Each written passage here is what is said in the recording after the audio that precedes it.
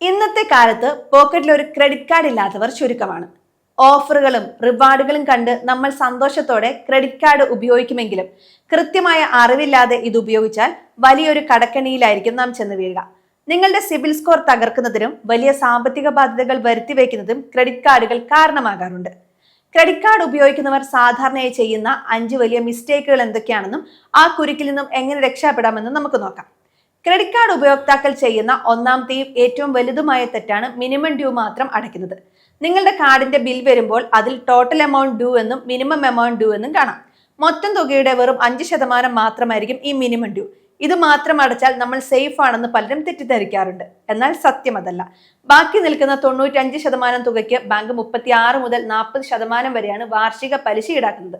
നിങ്ങൾ minimum due മാത്രം അടച്ചു പോയാൽ നിങ്ങളുടെ കടം ഒരിക്കലും തീരില്ല എന്ന് മാത്രമല്ല, പലിശയും പലിശയുടെ പലിശയുമായി അതൊരു വലിയ മല പോലെ വളരുകയും ചെയ്യും. ഇതിനെയാണ് റിവോൾവിംഗ് ക്രെഡിറ്റ് എന്ന് പറയുന്നത്.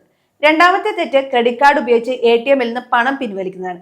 ഡെബിറ്റ് കാർഡ് ഉപയോഗിക്കുന്നത് പോലെ ക്രെഡിറ്റ് കാർഡ് വെച്ച് പണം എടുക്കാമെന്ന് കരുതിയാൽ നിങ്ങൾക്ക് വലിയ അബദ്ധം പറ്റും. ക്യാഷ് അഡ്വാൻസ് ഫീ എന്ന പേരിൽ വലിയൊരു തുക ബാങ്ക് ഈടാക്കും. മാത്രമല്ല, നിങ്ങൾ പണം പിൻവലിച്ച ആ ദിവസം മുതൽ തന്നെ അതിന് വലിയ പലിശയും കയറി തുടങ്ങും. ക്രെഡിറ്റ് കാർഡിലെ സാധാരണ പർച്ചേസുകൾക്ക് കിട്ടുന്ന പലിശരഹിത സമയം അഥവാ ഇൻട്രസ്റ്റ് ഫ്രീ പീരീഡ് ATM ഇടപാടുകൾക്ക് കിട്ടില്ല എന്ന് ഓർക്കണം. മൂന്നാമത്തെ തെറ്റ് ക്രെഡിറ്റ് ലിമിറ്റ് മുഴുവനായി ഉപയോഗിക്കുന്നതാണ്. ബാങ്ക് നിങ്ങൾക്ക് 1 ലക്ഷം രൂപ ക്രെഡിറ്റ് ലിമിറ്റ് തന്നിട്ടുണ്ടെങ്കിൽ ആ 1 ലക്ഷം രൂപ ഉപയോഗിക്കുന്നത് നിങ്ങളുടെ സിബിൽ സ്കോറിനെ വളരെ മോശമായി ബാധിക്കും. ഇതിനെ ക്രെഡിറ്റ് യൂട്ടിലൈസേഷൻ റേഷ്യോ എന്നാണ് പറയുന്നത്.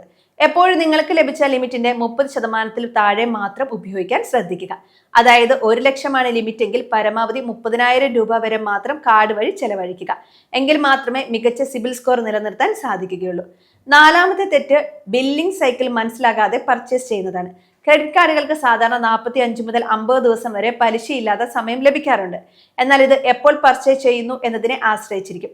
നിങ്ങളുടെ ബിൽ ജനറേറ്റ് ചെയ്യുന്ന തീയതിക്ക് തൊട്ടടുത്ത ദിവസങ്ങൾ വലിയ പർച്ചേസുകൾ നടത്തിയാൽ നിങ്ങൾക്ക് പരമാവധി സമയം, അതായത് 45 ദിവസമോ അതിൽ കൂടുതലോ തിരികെ അടയ്ക്കാൻ സമയം കിട്ടും. എന്നാൽ ബിൽ ജനറേറ്റ് ചെയ്യുന്നതിന് തൊട്ടു മുൻപുള്ള ദിവസങ്ങളാണ് പർച്ചേസ് ചെയ്യുന്നതെങ്കിൽ വെറും 15 മുതൽ 20 ദിവസത്തിനുള്ളിൽ ആ തുക തിരിച്ചടയ്ക്കേണ്ടതായി വരും.